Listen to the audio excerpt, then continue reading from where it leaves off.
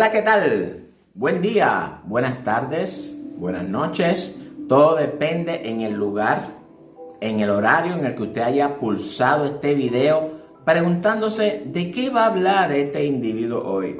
O quizás usted es una de las personas que le llamó la atención el título. Puede ser también que usted sea una de estas personas que son cristianas, que les gustan los estudios bíblicos, o también usted puede ser de estas personas que están ahora mismo llenos de preguntas, de dudas, referente a todo esto que está aconteciendo en el mundo de hoy, y usted lo más probable piensa que por medio de este estudio bíblico usted va a obtener respuestas a sus preguntas y sus dudas. No importa la razón por la cual usted haya pulsado este video. Le felicito, porque en este video usted va a edificar su vida y probablemente usted vaya a adquirir las respuestas a sus preguntas acerca de todas estas cosas extrañas que están aconteciendo desde el 2020 en nuestro planeta Tierra. La iglesia y el mundo están atravesando por los momentos más difíciles de la vida. Estamos viviendo en incertidumbre. No sabemos lo que va a pasar más tarde, tampoco sabemos lo que va a pasar mañana, tampoco sabemos si el sistema viene ahora con nuevas imposiciones. El futuro del mundo es un futuro incierto. La esperanza del mundo desafortunadamente se ha ido desvaneciendo poco a poco en estos últimos años. Se oye de rumores de guerras, de inflaciones, de alza en el costo de alimentos, de pestes nuevas, de mutaciones, de despidos, de cuántas cosas se están hablando, y cada día se le va sumando algo más a la lista. El ser humano está viviendo en ansiedad, desesperación, sin mirar una mejoría a su futuro. Es decir, que el sistema, en vez de ayudarnos, nos está perjudicando. El sistema se ha convertido en un dictador. Imposiciones tras imposiciones y un largo etcétera. Pero Dios te dice que no estás solo. Dios te dice que todavía no has enviudado. Dios te dice que todavía tú no estás huérfano. Él está en control de todo. Y aunque no lo parezca, Dios es soberano y todo está bajo su control y bajo su dominio. Dios dice que hay esperanza para el mundo todavía.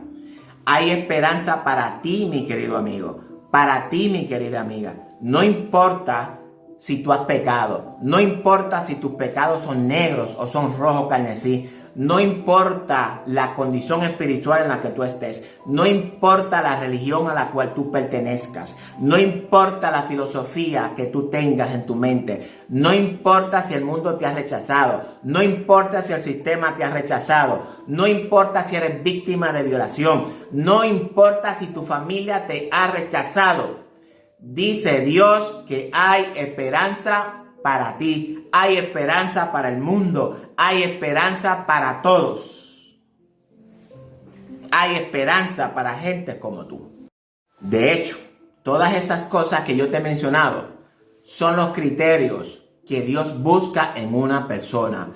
¿Por qué? Porque hoy el Dios Todopoderoso te invita a acercarte a Él. ¿Para qué? Porque Él te espera con los brazos abiertos. Dios quiere rescatarte, Dios quiere perdonarte, Dios quiere salvarte de este mundo que va desbocado al lago de fuego, al lago que hierve con azufre y fuego.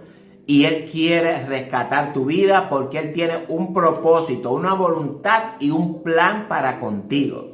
Yo te invito a que te quedes viendo este video por completo, porque al final del video te voy a presentar un plan maravilloso, un plan majestuoso que Dios tiene para ti.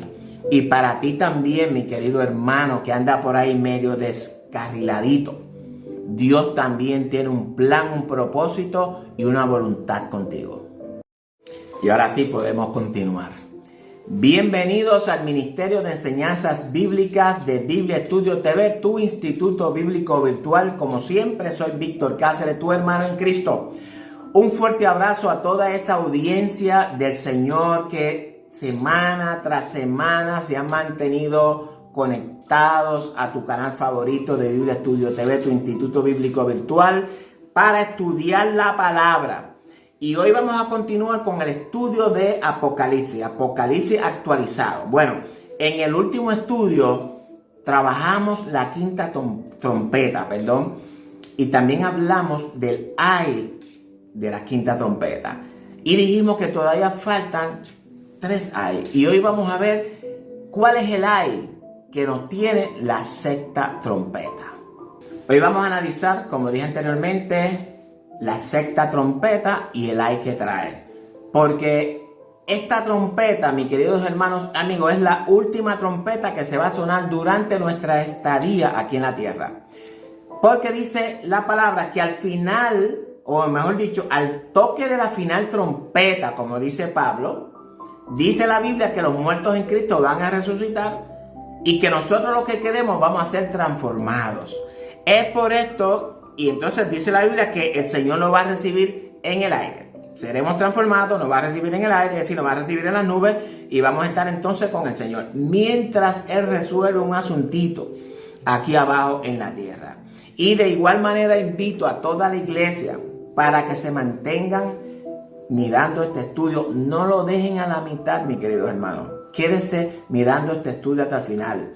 Se va a edificar grandemente.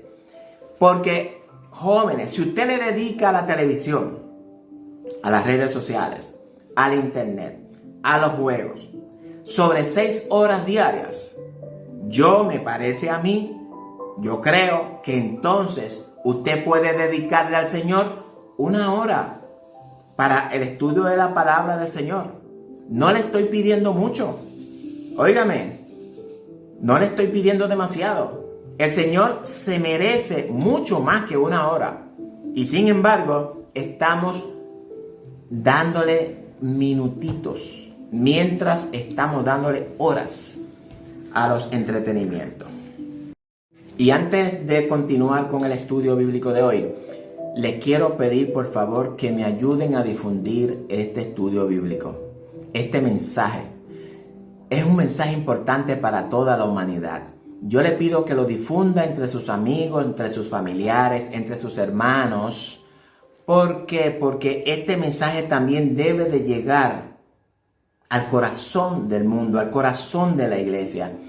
Y quiero recordarle también que si usted hoy es salvo, mi querido hermano, es porque alguien compartió el mensaje con usted.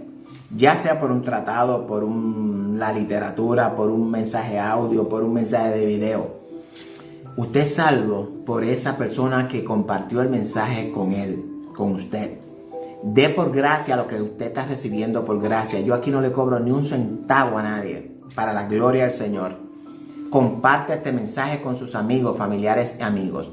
Y también antes de continuar quiero invitarle a que pasen y visiten nuestra página web www.bibliaestudiotv.org, como aparece en la pantalla, y allí entre. Usted va a encontrar ahí, va a encontrar ahí todos los videos que nosotros tenemos grabados, ya sea los de YouTube, los de Facebook, los de Instagram, y hay también unos puestos que me los han bloqueado. Usted lo puede ver ahí directamente sin problema ninguno.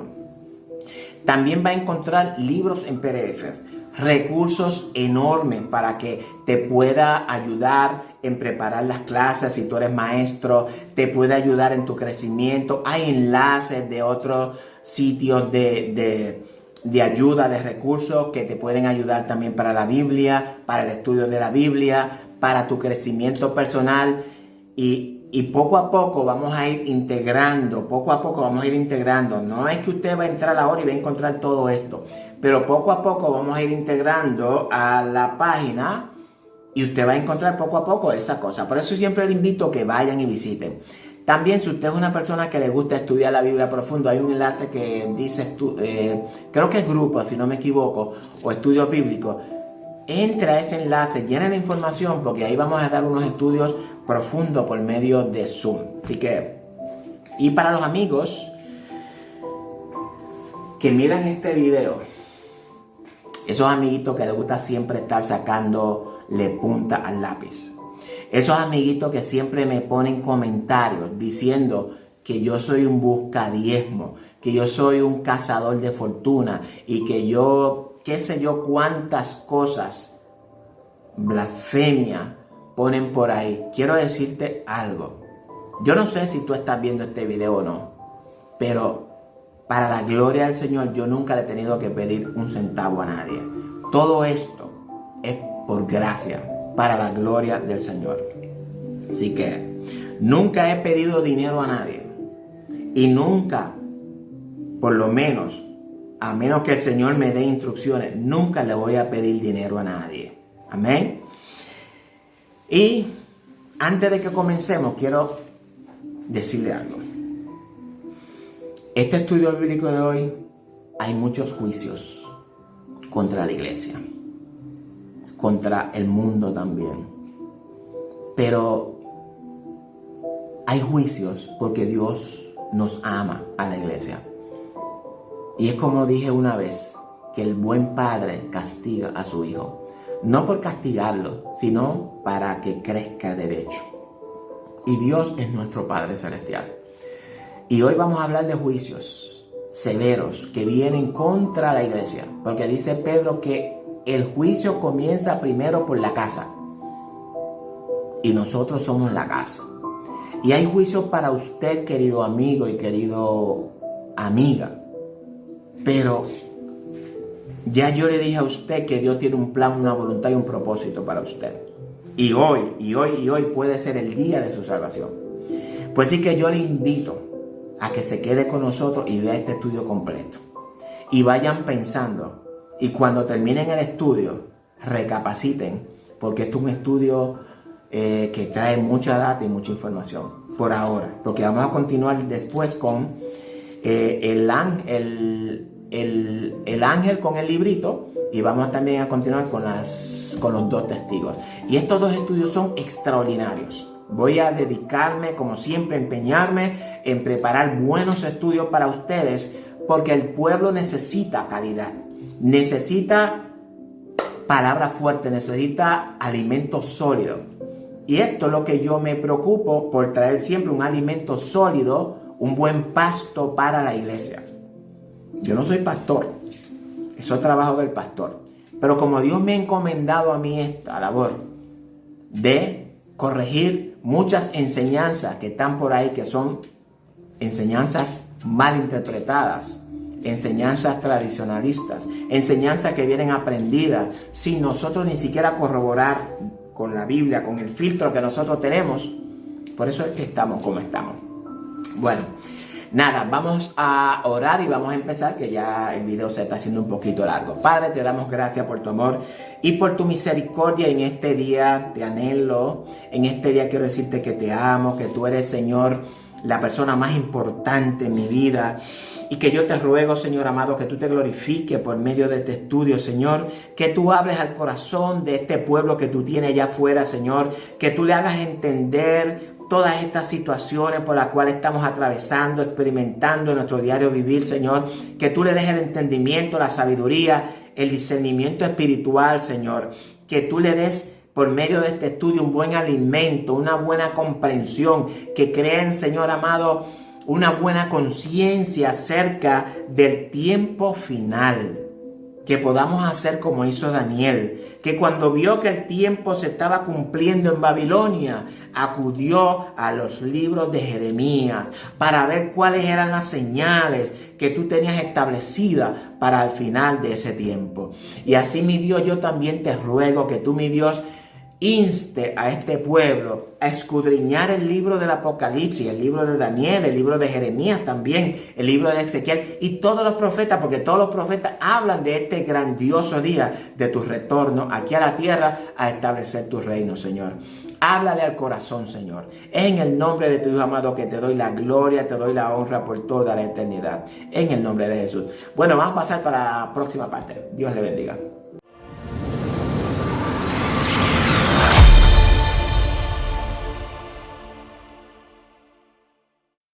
Bueno, vamos a ver cuál es el ay de la sexta trompeta. Y esto lo encontramos en Apocalipsis 9 del 13 al 21. El sexto ángel tocó la trompeta y oí una gran voz de entre los cuatro cuernos del altar de oro que estaba delante de Dios, diciendo al sexto ángel que tenía la trompeta: desata a los cuatro ángeles que están atados junto al río Éufrates. Y fueron desatados los cuatro ángeles que estaban preparados para la hora, día, mes y año, a fin de matar a la tercera parte de los hombres. Y el número de los ejércitos de los jinetes era 200 millones. Yo oí su número. Así vi en visión los caballos y sus jinetes, los cuales tenían corazón de fuego, de zafiro y de azufre. Y las cabezas de los caballos eran como cabezas de leones, y de su boca salían fuego, humo y azufre. Por estas tres plagas fue muerta la tercera parte de los hombres, por el fuego, el humo y el azufre que salía de su boca. Pues el poder de los caballos estaba en su boca y en sus colas, porque sus colas, semejantes a serpientes, tenían cabezas y con ellas dañaban. Y los otros hombres que no fueron muertos con estas plagas, ni aun así se arrepintieron de las obras de sus manos, ni dejaron de adorar a los demonios y a las imágenes de oro, de plata, de bronce, de piedra y de madera, las cuales no pueden ver, ni oír, ni andar. Y no se arrepintieron de sus homicidios, ni de sus hechicerías, ni de su fornicación, ni de sus hurtos. Ahora bien, aquí encontramos una nueva serie de simbologías, entre las cuales ya hemos trabajado algunas de ellas. Esta sexta trompeta debemos de analizarla cuidadosamente, ya que estamos hablando de la última trompeta que se sonará estando nosotros todavía aquí en la tierra. Porque de acuerdo con la secuencia de eventos que nos revela en el capítulo 14, del 14 al 20, las mies de la tierra es cegada antes de que las uvas sean cegadas. De hecho, esta sexta trompeta es la que se refiere Pablo cuando dice que al sonar de la final trompeta, los muertos resucitarán y nosotros seremos transformados. En otras palabras, mis queridos hermanos, esta es la última trompeta antes de que los 7 ángeles derramen las 7 copas de la ira de Dios sobre toda la humanidad pecadora. En lo personal, me atrevería a decir que ya estamos casi en medio de la sexta trompeta. Pero es simplemente mi opinión. No estoy enseñando, para lo que le gusta sacar el lápiz, que en realidad estamos en medio de la sexta trompeta. Aunque prontamente, ¿verdad? Pudiera convertirse en una realidad. Y dice Juan que oyó una voz que salía de entre los 4 cuernos del altar de oro. Es decir, que esa voz que oyó Juan venía directo de la presencia de Dios. Los 4 cuernos del altar de oro es una simbología en alusión al sacrificio de Cristo a favor de toda la humanidad. Y le dijo al ángel que tenía la trompeta: desata a los 4 ángeles que están atados junto al gran río Éufrates. Y en este texto nos vamos a detener un poquito, un instante, porque este texto contiene revelaciones que la iglesia debe de conocer para que pueda crecer en el conocimiento de Jesucristo. Cuando hablamos de revelación, hablamos de algo que está tapado u oculto, y al quitar el velo es revelado. Lo que quiero decir con esto es que todo lo que Dios nos muestra en el libro de Apocalipsis y en el Nuevo Testamento, todo como tal, ya ha sido mostrado en el Antiguo Testamento. Nada de lo que experimentamos en el Nuevo Testamento es nuevo. Todo es repetición. Es decir, que el Nuevo Testamento es la realidad o el cumplimiento de la sombra del Antiguo Testamento. Y es necesario que la iglesia entienda esto para que de una manera sencilla pueda entender las profecías bíblicas. Juan dice que la voz mandó a desatar a los 4 ángeles que estaban atados junto al gran río Éufrates. Ahora bien, esto es una simbología. No hay 4 ángeles literales atados junto al río Éufrates. No piensen eso. Los ángeles son espíritus, por tanto, un espíritu no puede ser atado. En este texto hay una palabra clave. Y la palabra clave que nos va a dirigir a la correcta interpretación. La palabra es Éufrates. El río Éufrates, la Biblia lo da a conocer en la creación. Este río ha jugado un papel importantísimo en la historia del pueblo de Israel. Yo quiero que vayamos al libro del profeta Jeremías. Vamos a ver qué nos revela el profeta acerca de esto. Y voy a escoger solamente el libro de Jeremías, porque también Isaías profetiza contra Babilonia, metafóricamente hablando. Y antes de continuar, antes de que se me olvide, y esto que voy a decir es importantísimo que la iglesia integre en su corazón. La iglesia, como hijos de Dios, debemos de entender el lenguaje de nuestro Padre Celestial. Dios usa un lenguaje muy particular, un lenguaje por el cual Él se comunica con nosotros, sus hijos. Un lenguaje que los gentiles no pueden entender. Dios nos habla por medio de metáforas, simbologías, parábolas, alegorías, figuras, representaciones. El libro de Apocalipsis está lleno de simbologías. Aunque sé que muchos han interpretado literalmente, pero no podemos interpretarlo literalmente porque esa interpretación nos va a alejar de la interpretación correcta. Y me perdonan, ¿verdad?, los hermanos que tienen esta interpretación. No existe ningún fundamento bíblico para una interpretación literal. Sin embargo, la Biblia está llena de fundamentos para interpretarlo como simbologías. Tuve que cambiar la Biblia porque la letra era muy pequeña. Vamos a leer a Jeremías 51, juicio de Jehová contra Babilonia. No voy a leer los 64 versos, ya que es muy largo y me tomaría mucho tiempo. Sin embargo, les voy a pedir que por favor en sus casas léalo cuidadosamente. Voy a leer solamente los textos que yo quiero mostrarles y voy a resumir algo de los demás textos. Voy a leer de los versos 59 al 64. Palabra que envió el profeta Jeremías a Seraías, hijo de Nerías, hijo de Maasías, cuando iba con Sedequías, rey de Judá, a Babilonia, en el 4º año de su reinado. Y era Seraías el principal camarero. Escribió pues Jeremías en un libro todo el mal que había de venir sobre Babilonia, todas las palabras que están escritas contra Babilonia. Y dijo Jeremías a Seraías: cuando llegues a Babilonia y veas y leas todas estas cosas, dirás: oh Jehová, tú has dicho contra este lugar lo que habías de destruir, que lo habías de destruir hasta no quedar en él morador, ni hombre ni animal, sino que para siempre ha de ser asolado. Y cuando acabes de leer este libro, atento, le atarás una piedra y lo echarás en medio del Éufrates. Y dirás: así se hundirá Babilonia y no se levantará del mal que yo traigo sobre ella, y serán rendidos. Hasta aquí son las palabras de Jeremías. Vamos a analizar un poquito estos textos. La carta que Jeremías envía a Seraías para que cuando llegue a Babilonia la lea ante el pueblo acerca de los juicios que Dios predice contra ella, contra Babilonia, es una realidad literal en su tiempo. ¿Okay? Una carta para que se lea y luego dice Jeremías que se ate una piedra y la eche en medio del río Éufrates. Ahora bien, ¿dónde encontramos la metáfora en este pasaje?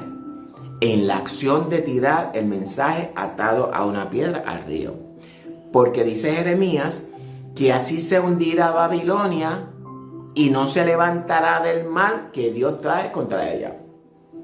Aquí vemos la metáfora, hermanos, porque sabemos que Babilonia nunca fue hundida en el río Éufrates. Por tanto, esto debemos entenderlo como una metáfora.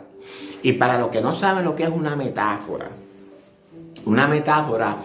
es una figura retórica de pensamiento por medio de la cual una realidad o concepto se expresa por medio de una realidad o concepto diferente, ¿verdad?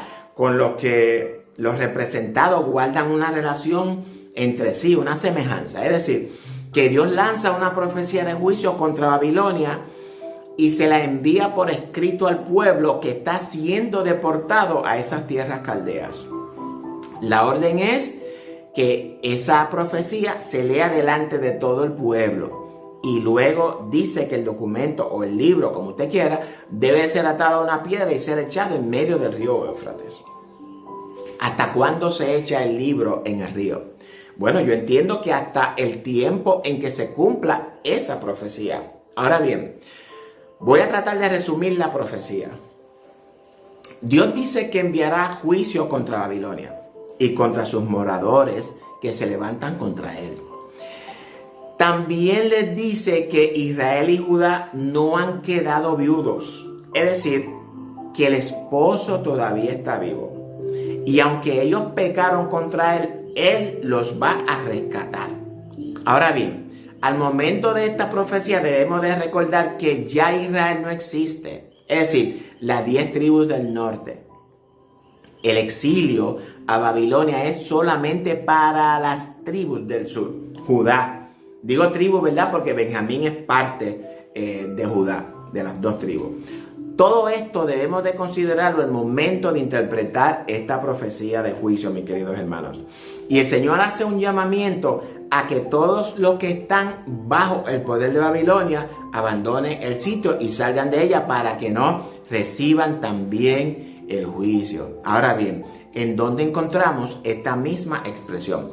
La encontramos en Jeremías 51:45, pero en Apocalipsis 18:4 dice: y oí otra voz que decía: salid de ella, pueblo mío, para que no sea partícipe de sus pecados, ni recibáis parte de sus plagas, refiriéndose, ¿verdad?, a Babilonia, la madre de las rameras.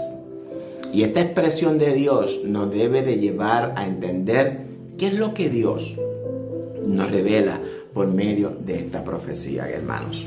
Sabemos que Dios, al enviar a Judá al exilio, ya Él le había profetizado que iban a estar, ¿cuántos años? 70 años. Y que por medio de Ciro ellos iban a ser devueltos a su patria. Dios es bien claro en sus cosas. Ahora bien, me asalta una pregunta.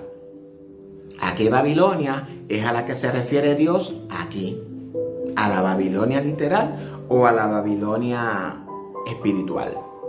Bueno, Dios se refiere a ambas, a la Babilonia literal como a la Babilonia espiritual. Y es por esta razón que Dios habla en metáfora. Dios en sus conversaciones con el pueblo une tanto al Antiguo Testamento como al Nuevo. Porque si el Antiguo Testamento es la sombra, entonces el cumplimiento o la realidad es en realidad la sombra. La realidad de la sombra, perdón. Recordemos que dije que el periodo del exilio de Babilonia es la sombra del tiempo de los gentiles o del tiempo de gracia, como se conoce en el Nuevo Testamento. Ambos tiempos están bajo el gobierno de la bestia de Babilonia espiritual. Todos sabemos, ¿verdad?, cuál es la Babilonia espiritual del Nuevo Testamento. La bestia a la que el dragón le dio su trono, su poder y su autoridad. Ese es el gobierno actual de la Babilonia espiritual en el mundo. Y cuando hablo de espiritual, me refiero al sistema de pensamientos. Recordemos la Torre de Babel, los pensamientos de los hombres de aquella época. Es en la Torre de Babel que se origina Babilonia, que significa confusión. Y también debemos de recordar que Babilonia fue el primer imperio con leyes propias antes de Dios haberle dado la ley a su pueblo. La iglesia tiene un sistema de pensamientos diametralmente diferente a los pensamientos de Babilonia. Y el que tiene oído para oír, que oiga. Y el que tiene entendimiento, entienda. Aunque este resumen no es completo, es más o menos lo que quiero explicarles. Esta profecía tiene un doble cumplimiento, hermanos, y es necesario que lo entendamos. El primer cumplimiento lo encontramos aproximadamente en el año 141 a.C., donde la ciudad de Babilonia había sido abandonada y olvidada. En la historia está, búsquela. Y según la historia, los musulmanes conquistaron la tierra de Babilonia alrededor del año 650 después de Cristo. La ciudad fue arrasada y enterrada bajo arena y ahí quedó. Y otra nota sumamente importante es que Babilonia estuvo presente desde el Génesis hasta el 650 que acabo de decir. Es decir, que los reinados de Nabucodonosor, del imperio medo-persa, el imperio de Alejandro, todos fueron en Babilonia.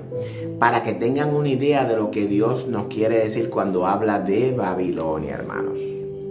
Y el segundo cumplimiento es escatológico. ¿Por qué el segundo cumplimiento es escatológico? Y voy a explicarlo en una manera rápida y sencilla. No voy a entrar en detalles porque más adelante en Apocalipsis lo vamos a detallar. Y esto quiero que lo entienda. Si usted no lo entiende, tranquilo. Lo vamos a explicar detalladamente cuando lleguemos a los capítulos adecuados del Apocalipsis. La conquista del imperio babilónico a la tribu de Judá es la sombra o el tipo o la figura de la iglesia romana imperial. En otras palabras, que la deportación del pueblo de Judá a Babilonia por el periodo de tiempo de 70 años es sombra del periodo del tiempo de los días que nos dará vida según Oseas 6:2. Es decir, que como dice Jesús en Lucas 21, y caerán a filo de espada y serán llevados cautivos a todas las naciones. Refiriéndose a quién? A la tribu de Judá y Jerusalén, refiriéndose a la iglesia remanente. Será hollada por los gentiles, dice, hasta que el tiempo de los gentiles se cumpla. Y el tiempo de los gentiles se refiere al tiempo desde que las puertas del arca se abren en el día de Pentecostés, hermano, para que ellos entren, hasta que la puerta se cierre en el día grande de Jehová o el periodo de la gracia. Ahora bien, ¿cuándo termina el periodo de la gracia o el tiempo de los gentiles? Bueno, la respuesta a esta pregunta se encuentra en el libro de Daniel. Aunque usted no lo crea, Dios nos revela por medio de Daniel el tiempo exacto de su venida. No solamente en Daniel, en el Pentateuco Dios revela su venida. Los profetas nos revelan la segunda venida de Jesucristo. Pero esto lo vamos a estudiar en un estudio del libro de Daniel cuando entremos en el capítulo 13 de Apocalipsis. Y los dos sistemas de pensamientos lo traigo próximamente en un estudio de Mateo 24. Si usted ve este estudio por YouTube y no se ha suscrito a nuestro canal, le invito a suscribirse y darle a la campanita para que se le notifique de todos los estudios que traemos, que subimos semanalmente. Yo sé que esto es algo difícil para que muchos puedan asimilar, pero durante los estudios que faltan para completar el libro de Apocalipsis, ustedes van a ir integrando esta verdad en sus corazones poco a poco. Yo les exhorto a los hermanos y amigos que no se pierdan ninguno de los estudios de Apocalipsis, de los profetas, ni de ningún estudio que traigo. ¿Por qué? Porque en ellos siempre voy a tocar temas de importancia relacionados a la segunda venida de Jesucristo. Y no puedo profundizar más ya que este no es el tema del estudio. Ahora bien, ¿qué simbolizan los 4 ángeles atados al río? Jeremías nos dice que son los juicios que están pronunciados para Babilonia en el fin de los tiempos. Es decir, que al decir que se desaten representa que los juicios contra Babilonia, la madre de las rameras, están listos para derramarse. ¿Cuántos años dijo Dios que estaría el pueblo cautivo en Babilonia? 70 años. Y aunque los medos conquistaron a Babilonia antes de los 70 años, ellos siguieron en Babilonia. Ahora bien, dice el texto que desataron los 4 ángeles que estaban preparados para el día, la hora, el mes y año. Es decir, que este evento ya está profetizado en la palabra del Señor y va a ocurrir en un tiempo exacto, ni un minuto menos, ni un minuto más. Y dice el texto que lo soltaron para matar a la tercera parte de los hombres. En otras palabras, que estamos hablando de una guerra espiritual y física a la misma vez. Porque dice que para matar a la tercera parte de los hombres fueron soltados. En Ezequiel, si vamos al capítulo 38, nos habla de la profecía contra Gog. Esta profecía de juicio está destinada a un gran rey y soberano de toda la tierra de Magog. Y esta es otra metáfora en alusión a los mismos juicios de lo que estamos hablando, mis queridos hermanos. Gog es una simbología para designar a este gran rey soberano. Y cuando hablamos de soberano, es un rey que está sobre todos los reinos del mundo. Y la tierra de Magog es una simbología para designar las tierras del norte. Los territorios que formaron el imperio babilónico desde su origen con el rey amorreo Hammurabi en el año 1750 a.C. Entiéndase, los asirios, los hititas, los casitas, los caldeos, los griegos y por último el imperio romano. Ahora podemos entender la estatua del sueño de Nabucodonosor, donde el imperio babilónico era la cabeza de oro. Es decir, que desde el origen Babilonia siempre ha permanecido hasta el día de hoy. Ahora en el sentido espiritual. Este pasaje hace referencia a un rey soberano que se va en contra de Israel. Entiéndase, a las 10 tribus del norte. Se va para conquistarlo. Y vamos a leer algunos textos donde nos habla de este gran rey. Leamos desde el 14 al 17. Vamos a leer del 14 al 17. Por tanto profetiza, hijo de hombre, y di a Gog: así ha dicho Jehová el Señor. En aquel tiempo, cuando mi pueblo Israel habita con seguridad, ¿no lo sabrás tú? Vendrás de tu lugar, de las regiones del norte, tú y muchos pueblos contigo, todos ellos a caballo, gran multitud y poderoso ejército. Y subirás contra mi pueblo Israel como nublado para cubrir la tierra. Será al cabo de los días, y te traeré sobre mi tierra para que las naciones me conozcan cuando sea santificado en ti, oh Gog, delante de tus ojos. Así ha dicho Jehová el Señor: ¿no eres tú aquel de quien hablé yo en los tiempos pasados por mis siervos los profetas de Israel, los cuales profetizaron en aquellos tiempos que yo te había de traer sobre ellos? Algo interesante aquí que debemos de notar en este pasaje es que hace referencia a Israel. En el tiempo de Ezequiel, ya Israel había sido esparcido por el imperio asirio. El imperio asirio lo había esparcido por todo el mundo. Por tanto, Israel dejó de existir como nación. Si Ezequiel profetiza, entonces debemos de entender que se refiere a una profecía para el tiempo del fin, hermanos. Y aunque Israel hoy existe como nación, nada tiene que ver con la nación que Dios escogió para darse a conocer al mundo. Nada tiene que ver. Por tanto, cuando dice que irá contra Israel, una nación segura, debemos de entender que esta metáfora se refiere a toda la población mundial en el sentido espiritual. Es decir, que este gran rey, dice Dios, que vendrá del norte, acompañado de muchas naciones y con un gran ejército, y dice que subirá contra Israel. Sabemos que cuando la Biblia habla de Israel en el Antiguo Testamento, habla de la sombra del mundo de hoy. Ya eso yo lo he explicado varias veces. Cuando Israel fue esparcido entre las naciones del mundo, vino o llegó a ser una sola nación llamada Israel, compuesta por los israelitas y por los gentiles. A este Israel a que se refiere Ezequiel, al Israel en el sentido espiritual. Ese rey del norte que viene contra el mundo conocido como el asirio. Y tenemos que entender que todos los nombres que Dios usa para identificar al enemigo del pueblo de Israel, ya sea el asirio, hijo de perdición, la bestia o el anticristo y cualquier otro nombre que no me sube ahora mismo a la memoria, ¿verdad? Todo se refiere al mismo enemigo influenciado por el dragón.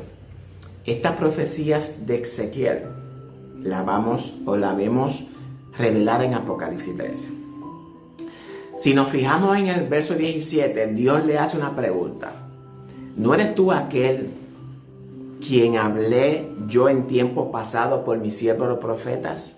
De que profetizaron que yo te iba a traer contra mi pueblo Israel. Y como todos sabemos, tanto el imperio asirio, babilónico, medo-persa, griego y el imperio romano fueron los que subieron contra Israel. Todos los profetas hablaron de este rey usando metáforas con diferentes nombres. Es decir, que este rey hoy en día es conocido como la bestia que sube del mar. Y los juicios que habla Jeremías para Babilonia es una metáfora de los juicios que viene a los moradores de la tierra que adoraron a la bestia. Y si continuamos reconciliando este pasaje de la sexta trompeta con todos los pasajes de la Biblia que hacen referencia a esta trompeta, mis hermanos, tendríamos que dedicarles unas cuantas largas horas. La Biblia está llena de pasajes que se pueden reconciliar con la sexta trompeta. Es por esta razón, mis queridos hermanos, que siempre les digo que no podemos ampararnos en un solo texto para una interpretación correcta. No, los pasajes proféticos y escatológicos debemos de interpretarlos a la luz de todo el contexto de la Biblia. No podemos interpretar la segunda venida de Cristo solamente con el pasaje de Pablo a los tesalonicenses, porque Pablo está incompleto.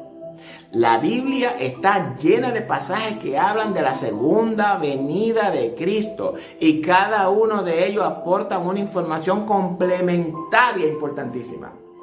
En resumen, el texto de la sexta trompeta nos revela los juicios que vienen sobre todos los habitantes de la tierra que adoran a la bestia, incluyendo a la iglesia apóstata. Y estos juicios van a ser ejecutados contra la bestia que sube del mar. Hoy día podemos ver este pasaje de Ezequiel convirtiéndose en una realidad en nuestras vidas. No sé usted. Hablo acerca de la agenda que se está estableciendo para cumplirse prontamente. Trato de hablarles en simbología para que este video no sea eliminado, ¿verdad? Porque está prohibido en la política de la Meta. Esta agenda que tiene una fecha de caducidad 30 años después de la muerte de Jesucristo, es decir, 20 más 30. Es decir, que la bestia junto con los gobiernos del mundo le han puesto fecha al final de los tiempos. Es así de serio lo que estamos experimentando, hermanos. El gusano con corona no es más que una cortina de humo para entretener al mundo enfocado en eso. Mientras ellos, por otro lado, van dándole forma a esta agenda que el dragón puso fecha para que se cumpliera. Esa técnica se llama doctrina del shock. Ya yo he hablado también de eso. Ya han logrado dos imposiciones por medio del miedo y el terror. El bozal y el pinchazo. Y con estos dos logros han logrado, y valga la redundancia, ¿verdad?, la primera fase de la implementación para un nuevo orden global. En este año 2022 hay una amenaza de que un gran país invadirá a otro pequeño. Y todos sabemos, ¿verdad?, a lo que me refiero. Y como si eso fuera poco, en este mismo año probablemente viene una debacle económica seguido por una posible recesión con posibilidad a convertirse en depresión. Y si el pueblo no se prepara, entonces nos vamos a ver como el pueblo de Samaria en Segunda de Reyes 6. Pero tranquilos, no pasa nada. Todo esto ha ocurrido por casualidad. Todo esto es pura casualidad. Y es triste y lamentable que la iglesia crea que todo esto es casualidad. Cuando el mundo mismo, el mundo pecador, se está despertando y denunciando todo el plan de este dragón.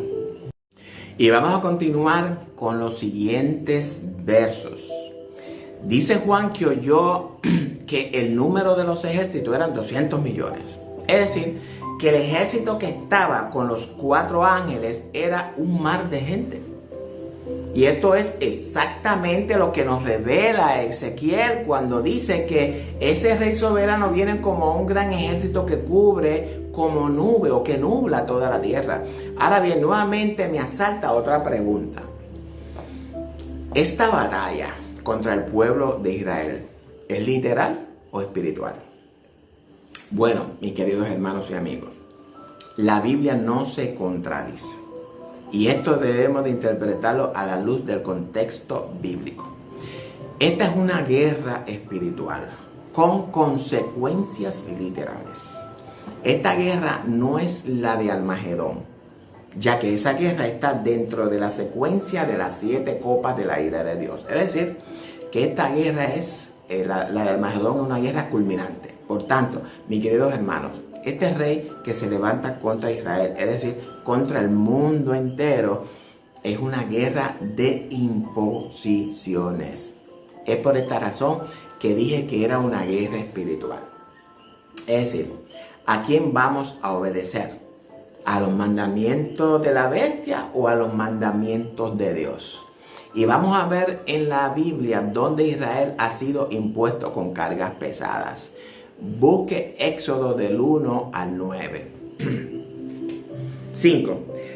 Después Moisés y Aarón entraron a la presencia de Faraón y le dijeron: Jehová, el Dios de Israel, dice así: dejar ir a mi pueblo a celebrarme fiesta en el desierto.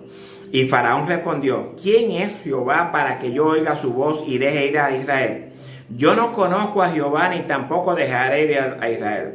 Y ellos dijeron: el Dios de los hebreos nos ha encontrado. Iremos pues ahora camino de 3 días por el desierto y ofreceremos sacrificios a Jehová nuestro Dios para que no venga sobre nosotros con peste y con espada. Entonces el rey de Egipto les dijo: Moisés y Aarón, ¿por qué hacéis cesar al pueblo de su trabajo? Volved a vuestras tareas. Dijo también Faraón: he aquí el pueblo de la tierra es ahora mucho y vosotros les hacéis cesar de sus tareas. Y mandó Faraón aquel mismo día a los cuadrilleros del pueblo que le tenían a su cargo y a sus capataces diciendo: de aquí en adelante no daréis paja al pueblo para hacer ladrillo, como hasta ahora, y les impondréis las mismas tareas de ladrillo que hacían antes, y no les disminuiréis nada, porque están ociosos. Por eso se levantan en voz diciendo: vamos y ofrezcamos sacrificio a quién, a nuestro Dios. Agrávese la servidumbre sobre ellos, para que se ocupen de ella y no atiendan a palabras, ¿qué? Y no atiendan a palabras mentirosas. Dice: agrávese la servidumbre sobre ellos para que se ocupen en ella y no atiendan a palabras mentirosas. Dice Faraón que el pueblo de la tierra es ahora mucho, refiriéndose obviamente al pueblo de Israel. Faraón se molesta nuevamente porque Moisés le pide que los deje ir para brindarle adoración a Dios en el desierto. ¿Quién es Jehová para que oiga su voz?, pregunta Faraón altaneramente. En Faraón podemos ver la actitud arrogante del mismo líder de la iglesia romana en el día de hoy. Un rey que se cree que está por encima de Dios, hasta tal punto que ha dicho que la palabra de Dios está obsoleta y él va a crear una nueva palabra para la humanidad. Fíjese, ese es el rey de la iglesia que está sentada sobre muchas aguas. Faraón le impone una carga pesada al pueblo. ¿Por qué lo hace? Porque el pueblo quiere ir a ofrecer sacrificios a Dios, adorarlo. Pero el faraón dice que no lo va a permitir, que dejen de escuchar palabras mentirosas. ¿Cuáles palabras? El mensaje que Dios tiene para su pueblo. Y esto, mis queridos hermanos y amigos, es lo que se está construyendo detrás de la cortina de humo del gusano con corona que dijo ahorita. Si usted lo quiere creer, créalo. Si usted no lo quiere creer, entonces no lo crea. Usted va a ser responsable de sus consecuencias. Yo no tengo problema con que usted lo crea o no. Y cuando hablamos de imposiciones, hablamos de que la tribu de Judá en el exilio en Babilonia fueron impuestos. El rey Nabucodonosor impuso al pueblo que adorara la estatua de oro. ¿Recuerdan? ¿Quiénes fueron los únicos que no obedecieron la imposición? Los judíos. ¿Consecuencias por no obedecer la imposición? El horno de fuego. La imposición de no orar a Dios. ¿Quiénes fueron los únicos que no obedecieron la imposición? Pues los judíos. ¿Consecuencias por no obedecer la imposición? Pozo de los leones. Amán exige adoración por medio de una imposición. ¿Quiénes fueron los únicos que no obedecieron la imposición de Amán? Los judíos. Consecuencia por no obedecer la imposición de Amán, la horca. Hermano, todos estos eventos que tuvo que enfrentar la tribu de Judá en el exilio, nosotros la realidad la tenemos que enfrentar. Es decir, que esos 200 millones de ejércitos, de caballos, simbolizan al gran líder mundial de la iglesia que ha consolidado todo su poder por medio de las 5 grandes religiones del mundo. Y de acuerdo con lo que nos revela Apocalipsis, este rey soberano usa el poder del Estado para ejecutar sus imposiciones. Lo mismito que hizo la iglesia imperial en la Edad Media. La iglesia se une al imperio y para que su imposición sea efectiva, crea un arma mortal llamada la Inquisición. Y esta Inquisición es una ley papal que se autorizaba a los reyes de la tierra a perseguir a todas las personas que no armonicen con sus creencias religiosas. ¿Cuándo vamos a entender esto, hermano? Y dice Juan que los jinetes tenían coraza de fuego, es decir, persecución, de zafiro, que es una simbología religiosa, y de azufre, que cuando se une con el fuego simboliza una persecución violenta. Y también dice Juan que de la boca de los caballos también salían fuego y azufre. Es decir, que tanto el mensaje como el mensajero era de origen diabólico. Y estas plagas mataron a la tercera parte de los hombres. Es decir, a todos aquellos que no obedecieron las imposiciones de la bestia, incluyendo a la iglesia. Y aún así, los hombres que no murieron, viendo ellos todo esto, no se arrepintieron de sus idolatrías, de sus homicidios, ni de sus hurtos, ni de sus fornicaciones. Ahora bien, mis queridos hermanos, ¿cómo podemos interpretar este último texto? Bueno, porque dice Juan que estos hombres no se arrepintieron de sus pecados. Hablamos anteriormente y dijimos que tanto el mensaje como el mensajero eran de origen satánico. ¿Por qué? ¿Por qué estas personas no se arrepintieron? Bueno, porque había una competencia en el sentido espiritual. A ver cómo se lo puedo explicar. Estos hombres no se arrepintieron, aún viendo esta humanidad pecadora, no se arrepiente, aún viendo, escuchando la predicación de la iglesia. Porque si usted no lo sabe, la iglesia en este último periodo de tiempo va a predicar la palabra. Yo sé que nos han vendido una idea, nos han metido en la cabeza una enseñanza no bíblica, una enseñanza sin fundamentos bíblicos. Y si usted tiene un fundamento bíblico para respaldar la enseñanza del rapto secreto, de los 7 años de persecución contra el mundo, donde nos enseñaron, porque a mí me lo enseñaron también, de que la iglesia no iba a estar en ese periodo de tiempo, mi hermano, eso es contradecir la palabra de Dios, porque vamos a ver en los próximos estudios En el próximo estudio, después de este, vamos a entrar entonces en el ángel y el librito y los dos testigos.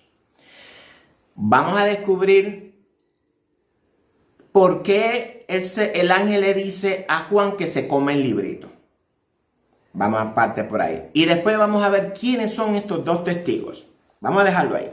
Ahora bien, estas personas no se arrepintieron de todas sus inmundicias, de sus pecados, de sus fornicaciones, de sus idolatrías, aún viendo que nosotros estábamos predicándole el evangelio, mientras por otra parte había un evangelio diferente, satánico. Esto yo lo quiero que lo entendamos como si estuviésemos hablando de una guerra espiritual, porque es lo que va a acontecer en el último tiempo, una guerra espiritual. El mal contra el bien, el anticristo contra la doctrina de Cristo. Nosotros somos los responsables de ir a predicar el evangelio a todo el mundo, el evangelio eterno. Esta persona, aún viendo con todas las imposiciones que el sistema de la bestia puso sobre todos nosotros, la iglesia, y voy a leer ahora un texto para que podamos entender, si es que logramos entender lo que yo estoy tratando de decir. Vamos a ver Hechos del 8 al 14.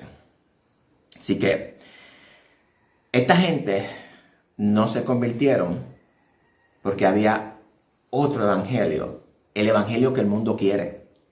Ese evangelio aguado, ese evangelio leudado que se está predicando por ahí, es el evangelio que el mundo quiere. Nunca van a poder aceptar el evangelio puro, santo y eterno de Jesús. Es por esto que dice que estas plagas, o lo que salían de la boca del caballo, mataron a la tercera parte de los hombres. Pero de eso vamos a hablar un poquito más tarde. Vamos a leer Hechos 8 del 1 al 4. Y presten mucha atención. Y Saulo consentía en su muerte, es decir, en la muerte de Esteban. En aquel día hubo una gran persecución contra la iglesia que estaba en Jerusalén, y todos fueron esparcidos por todas las tierras de Judea y de Samaria, salvo los apóstoles. Porque los apóstoles tenían una función y era predicar el evangelio. Y esto tenemos que tener mucho cuidado como cuando entendemos de que todo el mundo salió corriendo menos los apóstoles. Aunque yo no voy a discutir esto en este estudio, pero lo podemos discutir en otro estudio. Y hombres piadosos llevaron a enterrar a Esteban e hicieron gran llanto sobre él. Y ahora viene el texto clave. Y Saulo asolaba la iglesia y entrando casa por casa, arrastraba a hombres y mujeres y los entregaba en la cárcel. Pero los que fueron esparcidos iban por todas partes anunciando. ¿Qué anunciaban ellos? El evangelio, jóvenes. Es decir, que tanto en el inicio de la iglesia como en el final, esto se va a repetir. Esta persecución se va a repetir y es bíblica. Y esto lo podemos ver a nivel de toda la historia del pueblo de Israel. Lo mismo. Yo en otras ocasiones he dicho que estos son repetitivos. La historia se repite. Todo lo que aconteció en la iglesia primitiva va a pasar a la iglesia última. La iglesia de Éfeso, la iglesia de Esmirna, y va a terminar con la iglesia de la Odisea, a la que Dios vomita de la boca. Y desafortunadamente nosotros estamos en esta iglesia, la iglesia de la Odisea. Aquella iglesia que se creía que era rica, que tenía de todo, que no necesitaba de Dios. Y Dios le dijo, tú te crees que tú eres rica, pero tú eres pobre. Y no tanto, si no te arrepientes, te voy a vomitar de mi boca. Y entonces Entonces Felipe, descendiendo a la ciudad de Samaria, le predicaba a Cristo. Vamos a dejarlo ahí. En esta historia, en este momento, ¿a quién representa Saulo? Saulo, en este momento, no a Pablo, Saulo, antes de que se le cambie el nombre, representa o mejor dicho, representa a la bestia. A la bestia, mis queridos hermanos. El sistema del anticristo nos va a perseguir a los que no querramos adorarla. Porque nosotros nunca vamos a doblar nuestras rodillas en adoración a la bestia. Y esta adoración, yo no quiero que ustedes la vean como adoración como nosotros nos enseñan en la iglesia, que adoremos a Dios, que alabemos. No es ese tipo de adoración. Nosotros adoramos al Señor cuando lo obedecemos en sus mandamientos. Pues de igual manera la bestia tiene también sus mandamientos, los cuales va a imponer al mundo para que el mundo obedezca sus mandamientos y desobedezcan los mandamientos de Dios. Eso es adorar a la bestia. Y Jesús profetiza en el capítulo 10 de Mateo. Dice que nuestros propios hermanos en la fe nos van a llevar a la cárcel, nos van a entregar inclusive a las sinagogas. Es decir, que nos van a azotar en las sinagogas. Es decir, que las propias congregaciones nos van a rechazar. Dice que el Padre va a entregar a su Hijo y que el Hijo va a entregar al Padre. Eso es Jesús profetizando para este tiempo, si usted no lo sabe. Y dice también que seremos aborrecidos por causa de su nombre.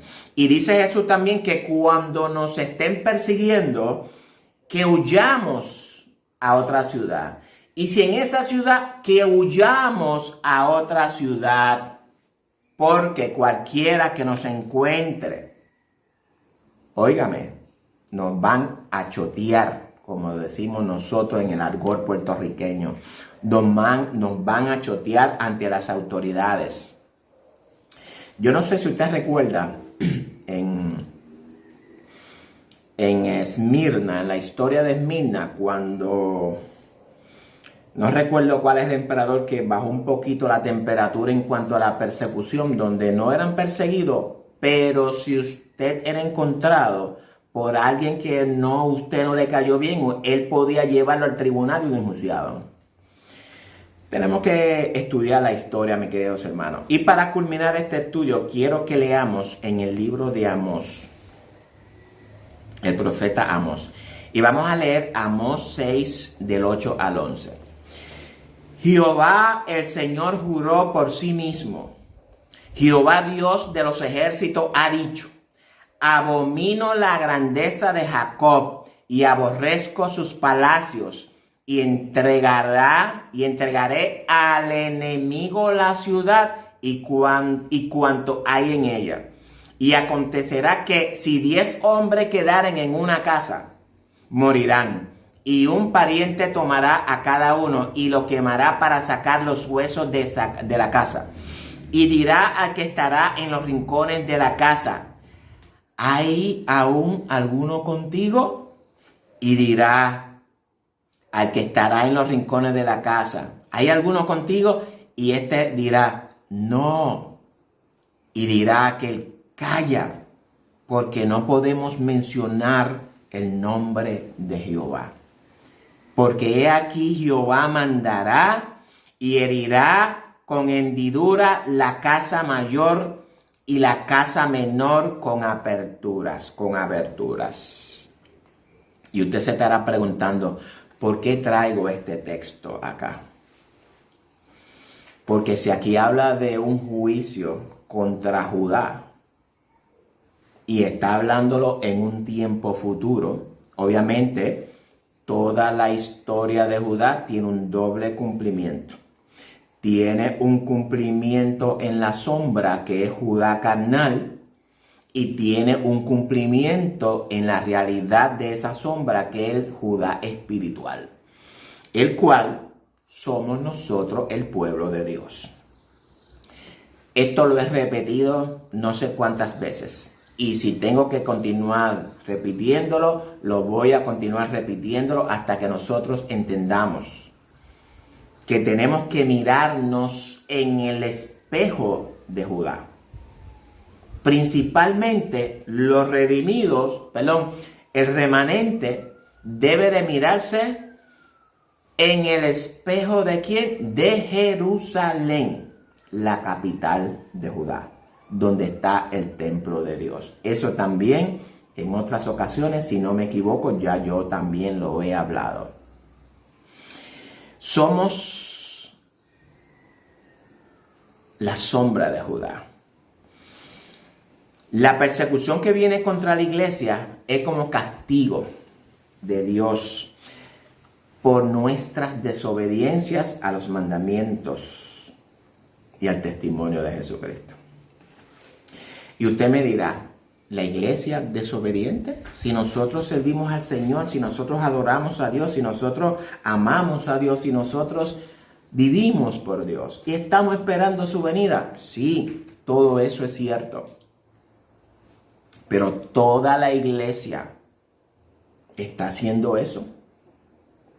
Cuando Jehová toma a Judá completa, ¿quiénes estaban ahí?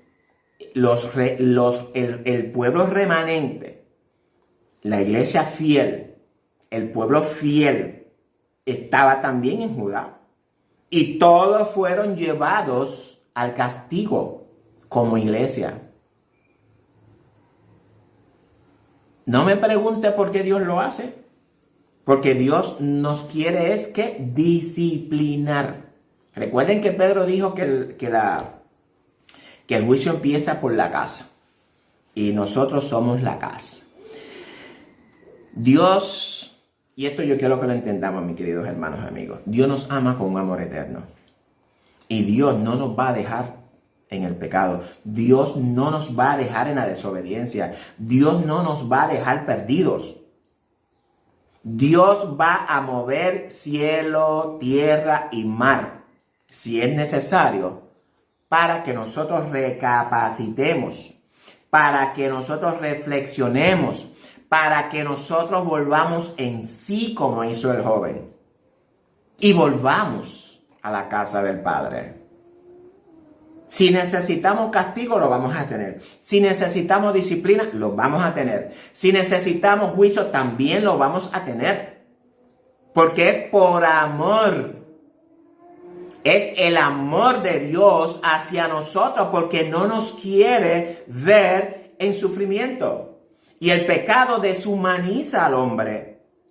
Y estamos viviendo en un momento donde el sistema de la bestia quiere descristianizarnos. Es decir, sacar de nuestras mentes las convicciones que nosotros tenemos de Jesucristo.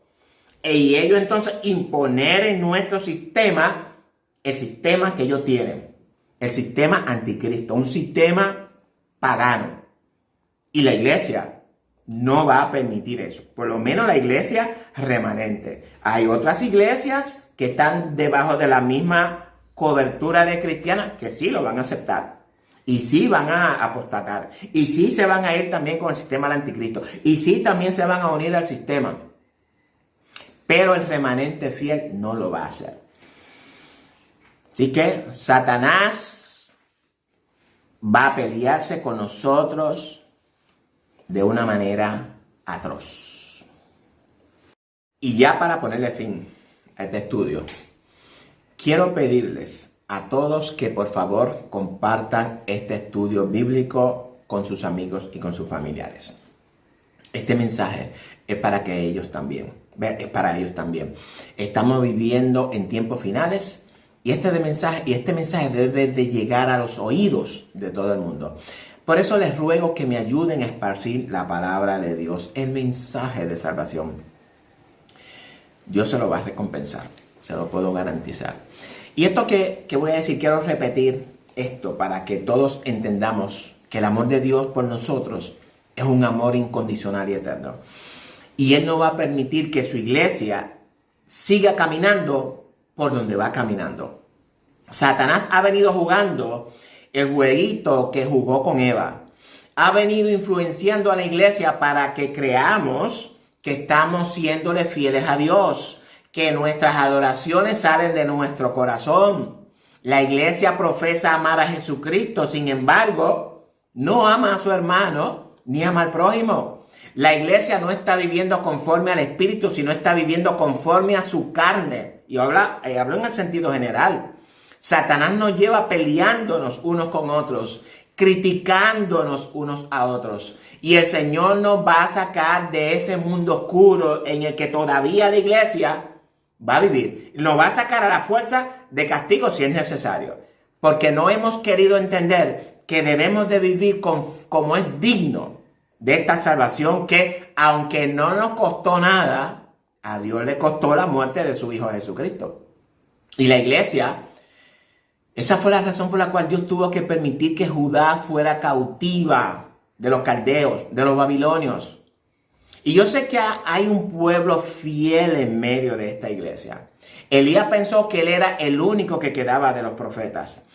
Pero la divinidad le dijo que tú no eres el único, que había un remanente fiel. Un pueblo que nunca ha doblado sus rodillas a Baales. Y ese hay un pueblo aquí también. Pero si recordamos, mis queridos hermanos, ese pueblo también estaba en medio de Judá y en medio de Israel también, porque hay un pueblo de Dios en Israel. Los profetas simbolizan a ese remanente fiel que Dios ha enviado a llevar la palabra de aliento, de sanidad, de esperanza, de amor, de misericordia y de salvación. Y Dios los ha guardado siempre, y de igual manera va a guardar al pueblo fiel en estas tribulaciones que prontamente estaremos enfrentando. Recuerda lo que Dios le dijo a Job, que Israel todavía no había quedado viudo, que no estaba huérfano. Es decir, que Dios le dice que Él está con nosotros como poderoso gigante. Yo invito a la iglesia a que tomen la decisión de alejarse de las influencias del sistema de la bestia, para que no sean partícipes de sus pecados, ni reciban el castigo de la ira de Dios. Cristo nos ama y nos guardará en medio de esta prueba de fuego, al igual como guardó a los 3 jóvenes hebreos cuando tuvieron que ir al horno de fuego.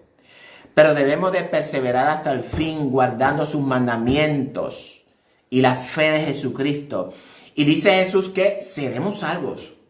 Y si usted quiere que sigamos esta conversación, pues le voy a invitar primeramente a compartir este estudio con sus amigos y con sus familiares. Es lo primero. Y segundo, no se pierda la continuación de este estudio de Apocalipsis. En el próximo estudio vamos a escudriñar al ángel y el librito, y los 2 testigos y sus simbologías. Y le garantizo que no se va a arrepentir de verlos. Y hablando de arrepentimiento, si usted, querido amigo o amiga, ¿verdad?, que ve este estudio, que todavía se ha quedado a mirar este estudio, usted no se ha convertido a Jesucristo, hoy es el día oportuno para usted hacerlo. Reconcíliese con Dios por medio de Jesucristo, no por medio de otra cosa. Hasta que usted no se reconcilie con Dios, usted anda por el mundo como perdido, desorientado, desenfocado. Encuéntrese con Cristo para que usted deje de estar perdido, desorientado, desenfocado. Dios tiene un plan, una voluntad y un propósito para usted. Él va a perdonar todos sus pecados. No importa si son negros o rojos como carmesí. Él es el único que lo puede perdonar. Lo va a sellar con su espíritu, le va a dar una nueva vida y lo va a trasladar, y esto es importante, del reino de las tinieblas al reino de la luz admirable.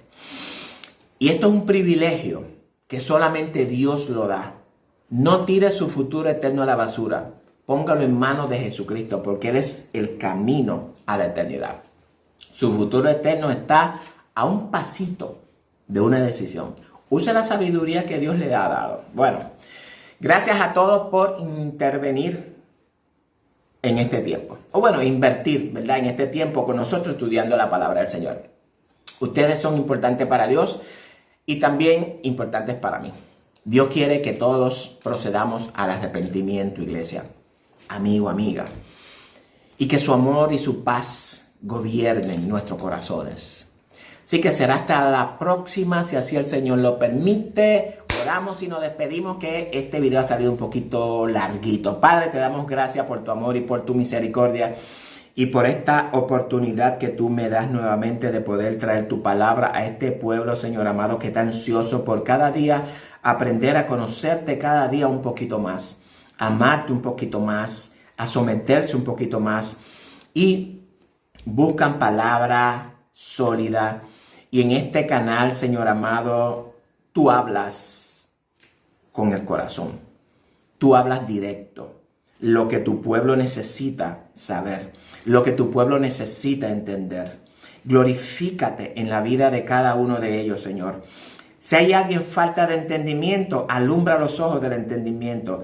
Dale sabiduría, dale discernimiento espiritual, Señor amado, para que puedan entender el propósito que tú tienes para con cada uno de ellos, Señor, el plan, la voluntad. Y a estos amigos que también nos están viendo, Señor, muéstrale el plan, el propósito, la voluntad que tú tienes para cada uno de ellos, Señor. Háblales al corazón, Señor. Prepáranos para vivir cada día, Señor amado, esperando tu venida, ya que tu venida para nosotros puede ser la muerte. Cuando nosotros morimos, ya tú viniste para nosotros. Ya no te tenemos que esperar. Pero todavía hay un pueblo que está con vida. Un pueblo que anhela tener este encuentro contigo, Señor. Experimentar ese arrebatamiento del cual habla Pablo, Señor. Donde vamos a ser transformados, Señor amado, en un abrir y cerrar de ojos. Pero eso tiene un precio, Señor. Tenemos que pagar el precio. Tú pagaste el precio. La iglesia primitiva pagó el precio. En el nombre poderoso de Jesús te doy gracias, Señor. Bueno, mis queridos hermanos y amigos, no se pierda el próximo estudio. Dios les bendiga. Los amo en el amor de Jesucristo. Bye bye, shalom, goodbye, sayonara.